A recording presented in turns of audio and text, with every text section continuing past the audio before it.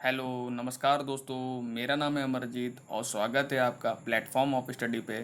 Friends, आज हम आपके लिए इस वीडियो में भारतीय संविधान से संबंधित महत्वपूर्ण प्रश्न उत्तर लेके आए हैं, जो कि आपकी आगामी आने वाली सभी परीक्षाओं के लिए बहुत ज़्यादा इम्पोर्टेंट है। तो वीडियो को शुरू से लेकर अंत तक ज़रूर देखिएगा और इन सवालों को याद कर लीजिएगा, क्योंकि ये सवाल बार बार एग्जाम में रिपीट होते रहते हैं और आगामी भी इनके रिपीट होने की बहुत ज़्यादा संभावना है।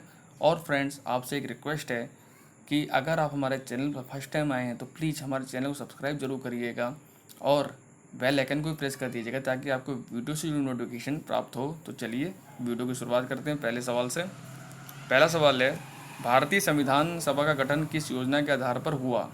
ऑप्शंस हैं क्रिप्स योजना, माउंटबेटन योजना, वेवल योजना, कैबिनेट मिशन योजना। तो फ्रेंड्स, जो भारत की संविधान सभा का जो गठन किया गया था वो option number D Cripps mission योजना के तहत, कैबिनेट मिशन योजना के तहत किया गया था। अब कैबिनेट मिशन योजना कब आया था? तो ये आया था 1946 में। लेकिन इससे पहले एक और योजना आई थी, वो आई थी क्रिप्स योजना। क्रिप्स योजना कब आई थी? 1942 में, लेकिन ये विफल हो गया था। इसकी विफलता के बाद कैबिनेट मिशन योजना आया था, जो कि 1946 में आया था, और इसी के आधार पर हमारे संविधान सभा का गठन किया गया था। ठीक है फ्रेंड्स, अगला क्वेश्चन है, संविधान सभा का प्रथम अधिवेशन कब प्रारंभ हुआ? ऑप्शन हैं 15 अगस्त 1947, 9 दिसंबर 1946, 26 जनवरी 1950, 13 दिसंबर 1946। तो फ्रेंड, जो संविधान सभा का जो प्रथम अधिवेशन हुआ था वो हुआ था 9 दिसंबर 1946। ठीक है फ्रेंड्स, तो याद रखिएगा। अगला प्रश्न है, संविधान निर्मात्री सभा में उद्देश्य प्रस्ताव किसके द्वारा प्रस्तुत किया गया है? बहुत इंपॉर्टेंट प्रश्न है फ्रेंड, काफ़ी बार एग्जाम में रिपीट हुआ है ये। ऑप्शन हैं जवाहरलाल नेहरू, डॉक्टर राजेंद्र प्रसाद, भीमराव अंबेडकर, सच्चिदानंद सिन्हा। तो फ्रेंड, जो संविधान सभा गठित हुई थी तो उसमें बहुत सारी समितियां बनाई गई थी, जिसमें से एक उद्देश्य प्रस्ताव वाली समिति थी और उसकी जो अध्यक्षता की गई थी ये जवाहरलाल नेहरू जी के द्वारा की गई थी। इसका राइट आंसर है ऑप्शन नंबर ए। अगला प्रश्न है, संविधान संशोधन की प्रक्रिया का वर्णन किस अनुच्छेद में किया गया है? ऑप्शन है 352, 356, 360, 368। तो फ्रेंड, संविधान में जो संशोधन की प्रक्रिया है इसका जो वर्णन है वो अनुच्छेद 368 में किया गया। इसका राइट आंसर हो जाएगा अनुच्छेद 368। और अगर भाग पूछे तो भाग भी एग्जाम में आ जाता है, तो भाग है इसका 20।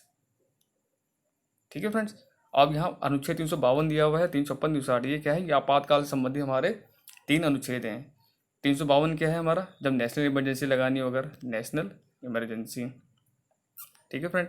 356 क्या है? जब राज्य में राष्ट्रपति शासन लागू होता है। आपने देखा होगा बहुत सारे राज्यों में राष्ट्रपति जब वहाँ का सरकारी तंत्र विफल हो जाता है तो उस राज्य में राष्ट्रपति शासन लागू कर दिया जाता है, और जो भी पावर होती है वो राज्यपाल राष्ट्रपति के हाथों में आ जाती है। और 360 क्या होता है? ये होता है वित्तीय आपातकाल। अगर वित्तीय आपातकाल लागू करना हो तो उसके लिए हम 360 का अनुच्छेद प्रयोग करता है, और ये तीनों अनुच्छेद का प्रयोग कौन कर सकता है? वो राष्ट्रपति कर सकता है। और फ्रेंड्स, 360 जो अनुच्छेद वित्तीय आपातकाल, ये अभी तक हमारे देश में लगा नहीं है, बहुत अच्छी बात है। 356 राष्ट्रपति शासन बहुत सारे राज्यों में लग चुका है, और 352 नेशनल इमरजेंसी भी हमारे 3 बार लग चुकी है हमारे, ये भी याद रखिएगा फ्रेंड। ठीक है, अगला प्रश्न है, मताधिकार की आयु 21 वर्ष से घटाकर 18 वर्ष किस संशोधन में कर दी गई थी? मोस्ट इंपॉर्टेंट प्रश्न फ्रेंड्स, इसको तो एकदम घोल के पी जाना है सवाल को। ठीक है फ्रेंड, तो ऑप्शन हैं 61वां संशोधन, 42वां संशोधन, 52वां संशोधन, 75वां संशोधन। तो फ्रेंड, जो पहले मताधिकार यानी जो मत देने की जो आयु थी वो 21 वर्ष की गई थी, लेकिन बाद में जो घटाकर 18 वर्ष कर दी गई। जो अभी तक 18 वर्ष, आज की डेट में अगर आप 18 साल के हैं तो आप अपना वोट डाल सकते हैं। तो ये संशोधन जो हुआ था ये 61वां जो ऑप्शन नंबर है 61वां संशोधन, इसी के द्वारा ये किया गया था फ्रेंड। ठीक है, तो ये याद रखिएगा, बहुत इंपॉर्टेंट प्रश्न है फ्रेंड। अगला क्वेश्चन है, निम्न में से कौन सा मौलिक अधिकार नहीं है? संपत्ति का अधिकार, शोषण के विरुद्ध अधिकार, धार्मिक स्वतंत्रता का अधिकार, व्यक्तिगत जीवन का अधिकार। तो फ्रेंड्स, अभी जो करंट में जो मौलिक अधिकार हैं वो टोटल 6 हैं, और उसमें जो संपत्ति का अधिकार है अब ये मौलिक अधिकार ना होके अब ये कैसा अधिकार है? ये एक विधिक अधिकार बन गया है। कौन सा अधिकार है? विधिक, यानी ये कानूनी अधिकार है अब हमारा, विधिक अधिकार। ठीक है फ्रेंड्स, और इस संपत्ति का जो अधिकार है इसको कब समाप्त किया था? कौन संविधान संशोधन द्वारा? तो इसको किया गया था 44वें संविधान संशोधन द्वारा। ठीक है फ्रेंड्स, ये भी याद रखिएगा, ये भी क्वेश्चन आ चुका है। तो 44 संविधान संशोधन द्वारा संपत्ति के अधिकार को मौलिक अधिकार न होकर इसको कानूनी अधिकार बना देगा। उसका जो अनुच्छेद है, आर्टिकल अनुच्छेद को इंग्लिश में बोलते हैं आर्टिकल, वो कौन सा है 100A। ठीक है फ्रेंड्स, ये भी याद रखिएगा। और बाकी शोषण के विरुद्ध अधिकार हो गया, धार्मिक स्वतंत्रता और व्यक्तिगत जीवन के अधिकार, ये तो हमारे मौलिक अधिकार हैं। ठीक है फ्रेंड्स, अगला प्रश्न है संविधान के किस संशोधन द्वारा मूल कर्तव्यों को जोड़ा गया। मूल कर्तव्य नहीं, जो मौलिक कर्तव्य या फंडामेंटल ड्यूटीज हैं। ठीक है फ्रेंड, तो पहले तो आपको ये पता होना चाहिए मूल कर्तव्य हमने किस देश से लिए हैं। ये हमने रशिया के संविधान से लिया है। रशिया या उस जमाने में होता था USSR। ठीक है फ्रेंड, और जो मौलिक अधिकार है वो हमने अमेरिका के संविधान से लिया हमने। ठीक है, ऑप्शन से इसके 22वां संविधान संशोधन, 32वां संविधान संशोधन, 42वां संविधान संशोधन, 52वां संविधान संशोधन। तो फ्रेंड इसका जो राइट आंसर है, जो मौलिक कर्तव्य जोड़े गए थे वो 42वें संविधान संशोधन द्वारा जोड़े गए थे। कब जोड़े गए थे ये मैं आपको कितना बता चुका हूँ, 1976 में। ये भी याद रखिएगा, ये क्वेश्चन भी आ चुका है। उस जमाने में प्रधानमंत्री कौन थी, तो वो इंदिरा गांधी जी थी। ठीक है फ्रेंड्स, और समिति कौन सी थी, तो स्वर्ण सिंह समिति थी। स्वर्ण सिंह समिति, इसी ने सिफारिश की थी मौलिक कर्तव्यों को जोड़ने के लिए। ठीक है फ्रेंड, और अभी वर्तमान में कितने मौलिक कर्तव्य हैं, वर्तमान में टोटल 11 मौलिक कर्तव्य है। ये भी याद रखेगा, ये भी क्वेश्चन आ चुका है। ठीक है, मौलिक अधिकार पूछेगा तो 6 हैं, और मौलिक कर्तव्य पूछेगा तो 11 हैं। ठीक है फ्रेंड्स, अगला प्रश्न है प्रारूप समिति, यानी इसको बोलते हैं इंग्लिश में ड्राफ्टिंग कमेटी। लिख देता हूँ मैं, ड्राफ्टिंग यही मेन समिति थी जिसने संविधान बनाया है, ड्राफ्टिंग कमेटी। ठीक है फ्रेंड्स, तो इसमें टोटल कितने मेंबर थे, 5, 6, 7, 8। तो फ्रेंड जो प्रारूप समिति थी इसमें टोटल 7 मेंबर थे, और इसके जो अध्यक्ष, जो मेन अध्यक्ष कौन थे, इसके जो मेन अध्यक्ष थे वो थे भीमराव अम्बेडकर जी। कौन थे, BR अम्बेडकर। इन्हीं को फादर ऑफ कॉन्स्टिट्यूशन कहा जाता है, ये तो आपको पता ही होगा। ठीक है, अगला प्रश्न है, तो टोटल से क्या आंसर होगा इसका आंसर हो जाएगा 7।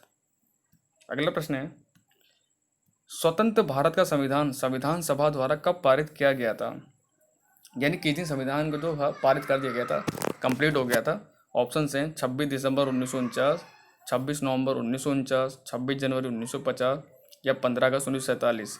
तो फ्रेंड जो संविधान सभा द्वारा संविधान जो पारित कर दिया गया था वो 26 नवंबर 1949 को पारित कर दिया गया था, लेकिन लागू कब हुआ था, लागू हुआ था ये 26 जनवरी 1950 को।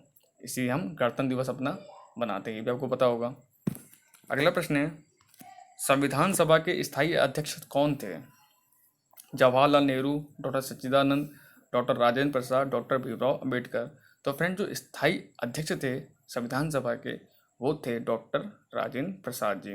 और अगर अस्थायी अध्यक्ष पूछेगा तो उसका आंसर हो जाएगा सच्चिदानंद सिन्हा। ये कौन से थे, अस्थायी थे, लेकिन इस क्वेश्चन का जो राइट आंसर है वो है डॉक्टर राजेंद्र प्रसाद। ठीक है फ्रेंड्स, अगला प्रश्न है भारतीय संविधान कब लागू या प्रभावी किया गया था, ये भी मैंने आपको बताया 26 जनवरी 1950 को लागू हो गया था। ठीक है, अगला प्रश्न है संविधान सभा की प्रारूप समिति के अध्यक्ष कौन थे, ड्राफ्टिंग कमेटी। तभी मैंने आपको बताया इसके जो अध्यक्ष थे कौन थे, डॉक्टर भीमराव अम्बेडकर जी।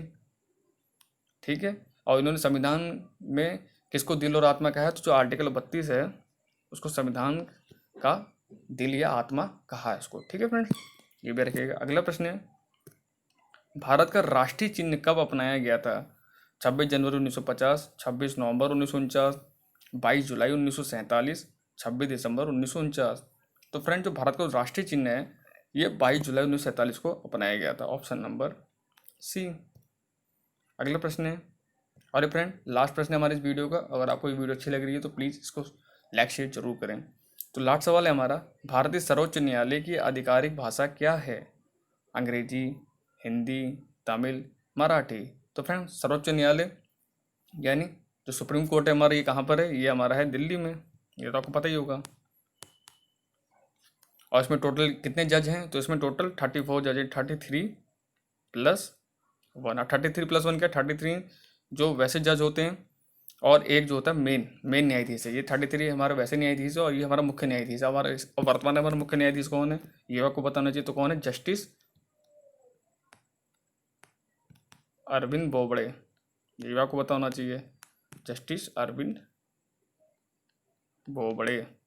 ठीक है फ्रेंड्स, और क्या बोलते हैं जो सर्वोच्च न्यायालय के जो न्यायाधीशों की जो सेवानिवृत्ति जो रिटायरमेंट की उम्र होती है वो कितनी होती है? 65 ईयर्स। ठीक है। और एक इनके पास और काम होता है, अगर हमारा देश में अगर राष्ट्रपति भी ना हो, उपराष्ट्रपति भी ना हो, तो उस स्थिति में जो सर्वोच्च न्यायालय का जो मुख्य न्यायाधीश होता है वही सर्वोच्च पद पे माना जाता है। ठीक है फ्रेंड। तो इसका तो राइट आंसर है फ्रेंड, जो क्वेश्चन है हमारा, न्यायालय की आधिकारिक भाषा क्या है, तो वो है अंग्रेजी। ठीक है फ्रेंड। तो इस क्वेश्चन से इतने एक्स्ट्रा फैक्ट भी आपको याद होने चाहिए। और सर्वोच्च न्यायालय 33+1 ये तो जरूर रखेगा। इन टोटल अब आज की डेट में टोटल कितने हैं? 34 है। जो 33 वैसे न्यायाधीश, असिस्टेंट न्यायाधीश होते हैं और एक मुख्य न्यायाधीश होता है। ठीक है फ्रेंड्स। तो thank you for watching my video. मिलते हैं आपसे नेक्स्ट वीडियो में। तब तक अपना ख्याल रखें, घरों में रहें, सुरक्षित रहें।